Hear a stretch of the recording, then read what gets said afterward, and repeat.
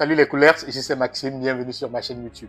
Ici nous parlons de foot, de Barcelone, jusqu'à Barça, la Première Ligue et la Champions League. Veuillez vous abonner pour avoir les actualités sur le football. Ça fait déjà pratiquement une semaine je pense, Barcelone n'a pas joué donc je suis un peu malheureux, disons ça comme ça. Mais bon, je sais que lundi Barcelone recevra Rayo Vallecano, donc j'espère que tout ce temps sans voir mon équipe favori jouer, je pense que j'aurai vraiment de l'envie en regardant mon équipe jouer, prester lundi. Donc, parlons de la Liga s'il vous plaît, parce qu'aujourd'hui c'était une journée vraiment très intéressante. Vous savez, actuellement, bon, avant le début de cette journée de Liga, le Real était premier avec 49 points, Atlético deuxième avec 48 points et puis Barcelone troisième avec 48 points ou 47 points, je ne me rappelle plus trop. Mais Real premier, Atlético deuxième et Barcelone troisième. Mais cette journée était vraiment intéressante, je vais vous dire pourquoi. Le Real jouait du côté d'Osasuna et ils ont terminé le match un but partout. Ça veut dire que le Real a fait nul et puis présentement ils sont à 50 points. Atlético de leur côté, Atlético recevrait plutôt, je pense que c'était Atlético contre Celta Vigo, voilà. Et eux aussi ils ont fait un match nul, un but partout. Donc si demain, pas demain mais si lundi Barcelone gagne, Barcelone empochera les 3 points et puis pourra passer en première position. Donc, juste pour vous donner un peu de compte rendu de ce qui s'est passé aujourd'hui. Donc, comme je disais tantôt, le Real jouait à l'extérieur contre Osasuna. Le match s'est terminé d'un but partout. Je pense que c'est Mbappé qui met le premier but. Et puis, bizarrement, ce qui arrive très rarement, le Real a pris un rouge. Je pense que c'était Bellingham. Je pense qu'il a lancé quelques mots à l'endroit de l'arbitre et l'arbitre n'a pas très apprécié les mots que Bellingham lui a dit. Et puis, ça s'est terminé par un rouge. Là, l'arbitre lui a donné un rouge. Et ça, c'était en première mi-temps. Donc, le Real a quand même un peu souffert d'avoir un déficit d'un joueur pour terminer la rencontre. Mais ils ont pu quand même s'en sortir avec un but partout. Honnêtement, j'aurais préféré que le Real perde. Mais bon, le Real, c'est le Real. Malgré un joueur en moins, ils ont toujours pu s'en sortir et puis proposer un football assez décent. Et puis, ils ont terminé à un but partout et ils en sortent avec 50 points en attendant aussi le match de Barcelone lundi. Du côté de l'Atlético plutôt recevait Celta Vigo. Euh, Ils ont eu aussi un rouge très tôt. Je pense que le joueur, le milieu Barrios, il est copé d'un rouge assez tôt dans le match. Je pense que avant la 10e minute, même il est copé d'un rouge. Et puis Atlético, on sait que défensivement, ils sont très solides. Ils ont essayé de jouer. On sait qu'Atlético, c'est une équipe qui ne propose pas toujours un bon football parce qu'ils sont beaucoup plus axés sur le football défensif. Mais ils ont essayé de gagner le match, mais c'était pas facile. Donc, Sorloth a marqué un but. Et puis, du côté de Celta Vigo, je me rappelle plus trop du nom du joueur, mais je pense que c'était, je sais plus trop, peut-être un attaquant aussi, il a marqué. Et puis, c'est terminé un but partout. Bref, c'est ce qui nous importe, c'est ils ont pris le moins de points possible, ça devait être 0-0, mais ils ont fait nul.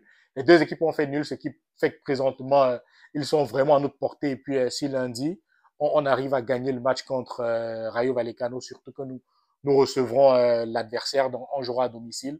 Donc, vraiment avec les supporters derrière nous. Et puis, on a espoir de venir à bout de Rayo Vallecano. Je vous rappelle que présentement, ils sont sixième au classement, donc c'est le troisième qui jouera le sixième. Donc, il y aura l'enjeu quand même assez important. Donc, j'espère que Hansi Flick va trouver les mots pour motiver les troupes. Et normalement, l'équipe de Barcelone, c'est une équipe qui veut toujours gagner ses matchs, veut toujours sortir vainqueur lorsqu'ils vont sur le terrain. Donc, on espère vraiment qu'ils vont essayer de proposer un très bon football et puis sortir de ce match étant vainqueur. Donc, on va attendre lundi et puis on va voir ce qui va se passer.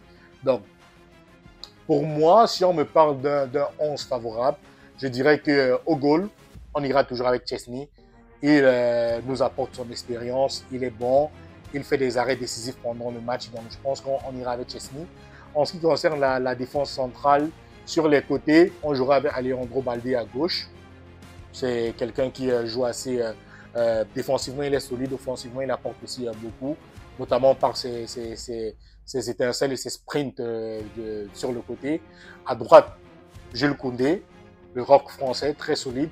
Et notre charnière centrale, c'est vrai que malgré le retour de Ronald Araujo, je préfère sérieusement plutôt qu'on joue avec notre charnière centrale qui se connaît déjà beaucoup mieux et avec qui on a enchaîné de très bons matchs depuis le début de la saison, donc notamment Inigo Martinez à gauche et puis Cubarsí à droite. Donc, je pense que notre défense sera Alejandro Balde, Inigo Martinez, Pau Cubarsí et puis Jules Koundé.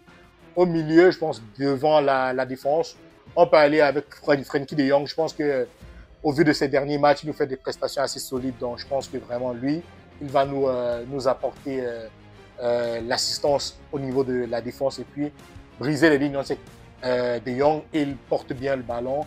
Il est très solide sur ses appuis et il réussit des fois à briser les lignes et à avancer et des fois même mettre des buts. Donc, je pense que en tant que 6, on peut aller avec De Jong devant la défense.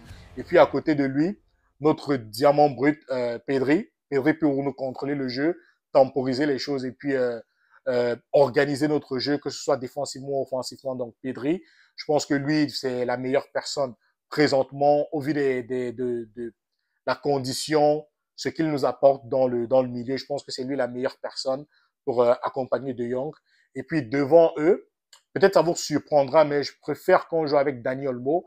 Dani Olmo, pourquoi? Parce que pour moi, Dani Olmo, il nous apporte vraiment beaucoup en termes de retention de balles. Il est très fort dans les petits espaces. Il réussit à nous créer beaucoup d'occasions et aussi devant les buts, il est très décisif. Contrairement à Pedri, Pedri est plus dans le contrôle et plusieurs fois même on l'a vu, Pedri lorsqu'il arrive devant la surface, il a toujours tendance des fois soit à chercher un partenaire qui est peut-être mieux placé, alors que Dani Olmo, lorsqu'il a l'opportunité, il essaye des frappes, il tente sa chance et puis ça se termine pas mal de fois dans les buts. C'est vrai que les blessures ne lui ont pas été favorables depuis son arrivée à Barcelone, mais on espère qu'au fur et à mesure qu'il reprend confiance, il pourra nous sortir une très belle prestation. Et puis, notre trio offensif, je pense qu'on va aller avec le trio qu'on maîtrise déjà. À gauche, Rafinha, en pointe Lewandowski, et puis à droite, Lamine Yamal. À gauche, Rafinha, c'est que Rafinha, il est très, très décisif. Il n'a pas besoin de 3-4 occasions pour nous mettre des buts. Donc, je pense qu'avec Rafinha, on est assez confiant que soit il nous ressort toujours avec soit une assist, soit un but. Donc, pour ça, on est vraiment content. On est content pour lui, on est content pour la saison qu'il nous apporte cette année. Et puis, du côté de l'axe central, Lewandowski, non seulement de par son expérience et ses décrochages, pour venir combiner un peu avec les milieux et puis attaquer l'espace en profondeur. Et puis, on sait que c'est un renard de surface. Il est très bon. Il joue très bien. Donc, je pense que Lewandowski en position de 9, il pourra nous apporter aussi les buts de lundi. Et puis, à droite, avec Lamine Yamal, on sait que lui, en début de match, il va essayer de créer la différence, essayer de dominer le latéral qui est sur son côté. Et s'il voit que ce latéral est prenable, il va continuer à insister et puis nous sortir des matchs formidables comme il a le secret. Donc, on espère que lundi contre le Rayo Vallecano, le Barcelone va s'en sortir gagnant, empocher les 3 points et puis pourquoi pas reprendre la première place. Donc, on va juste croiser les doigts, attendre patiemment que notre match arrive et puis on va voir ce qui va se passer. Donc, c'était tout pour le débrief d'aujourd'hui.